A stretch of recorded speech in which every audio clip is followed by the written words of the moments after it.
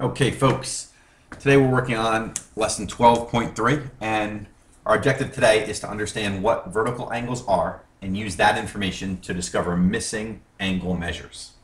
So the vocabulary we need to understand are two words: intersecting lines and vertical angles. So let's talk about them first.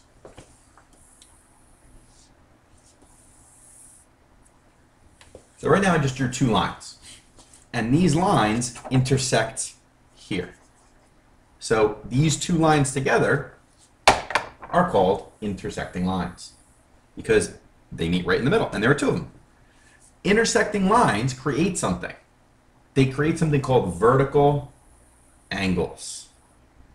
Vertical angles I like to think of as opposite angles. And if you look carefully at these angles, the vertical angle here is there. These are our opposite angles. And if we look at the size of these two angles, our eye tends to notice something, that this angle size looks to be about the same as this angle size. And wait a minute, over here, this angle looks to be equal to this angle over here. And it's not your eyes playing a trick on you. It's true.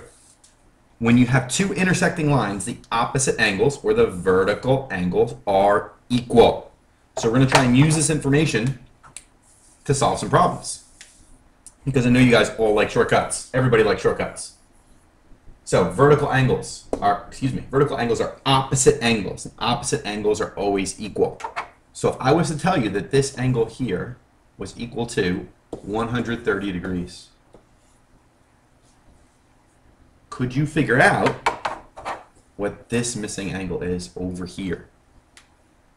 The answer is yes, because these are opposite angles. This is equal to 130 degrees as well. And if I told you that this angle over here was equal to 50 degrees, we would be able to know what this angle is over here, because these are opposite angles and it would be equal to 50 degrees. If you want to check it, we have a couple different ways to check it too. We remember that in a straight line, which is right here, a straight line has how many degrees in it? 180. So 130 plus 50 should equal 180, and it does.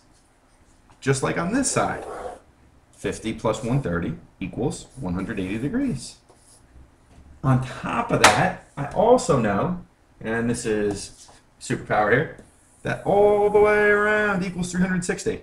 So if I take my 180, oops, I just crossed that out. Let me fix that. No fixing that one. 180 over here is equal to, plus 180 over here is equal to 360 degrees.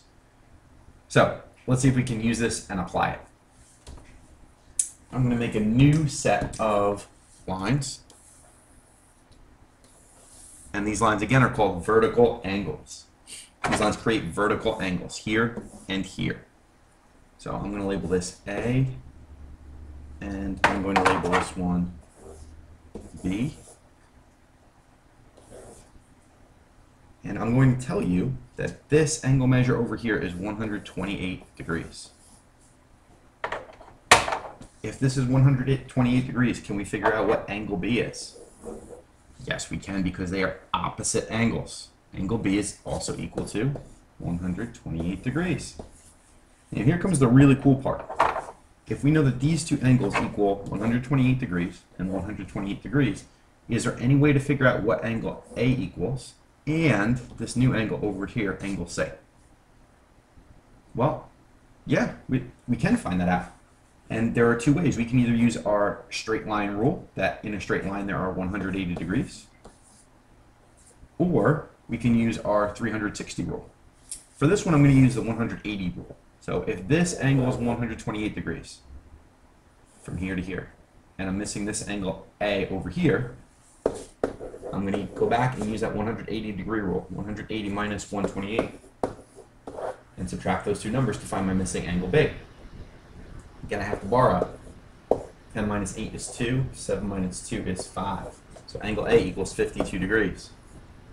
How would you go and figure out angle C? Well, you could go back and subtract again, or you could remember that these are now opposite or vertical angles. And if this is 52 over here, this is 52 degrees over here. That's the premise for vertical angles. You can use them to solve lots and lots of different problems. So we're going to try one more together.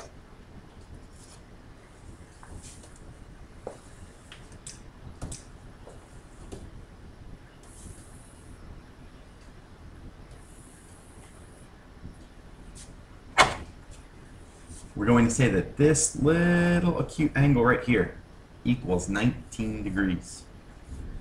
Now I have the job of figuring out angle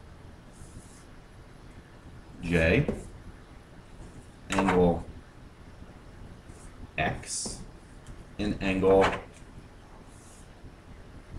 M. And when I look at these, there's one angle measure that I should try to figure out first, one that's easy. And I have to remember those vertical and opposite angle rules.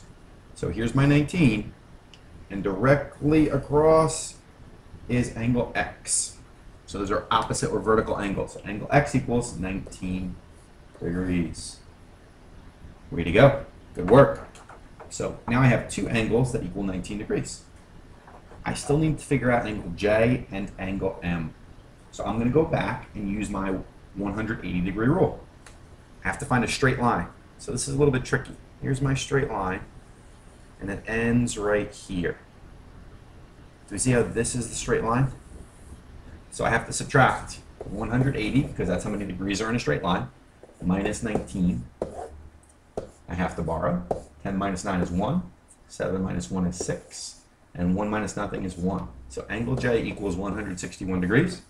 And because angle J is opposite angle M also equals 161 degrees. All right, good luck on your homework. Can't wait to see you tomorrow. Go get them.